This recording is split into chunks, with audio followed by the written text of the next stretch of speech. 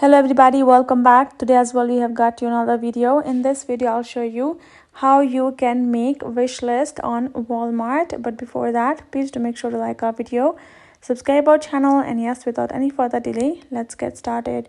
So for that, simply go ahead, open up your Walmart app on your phone. Now as soon as you have done that, this is how the interface gonna appear to you. It will take for a while to load. Afterwards, this is how it will. Now for you to create your list, go ahead, tap on this option of my items, and you will find a reorder and list and registry. Tap on lists, then tap on create a wish list. I'm going to cross this out, tap on create a wish list, tap on continue, and I'm going to tap on this name if you want to rename it. Otherwise, if you want to continue, that's it. I'm going to tap on date if I would want. Otherwise, tap on continue at the bottom. Let's go ahead, put a date, and tap on continue.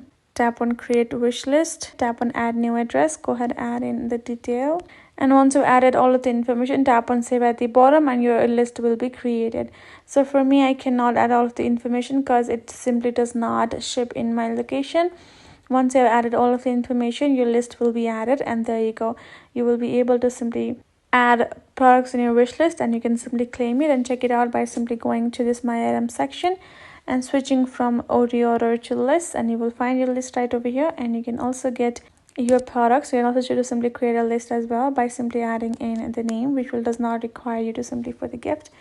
Wish list is for the gift. Once you create yourself a normal list, you can also choose to add items as well. That's how easy it is. So hope this video helped. Thank you so much for watching. I will see you guys in our next video.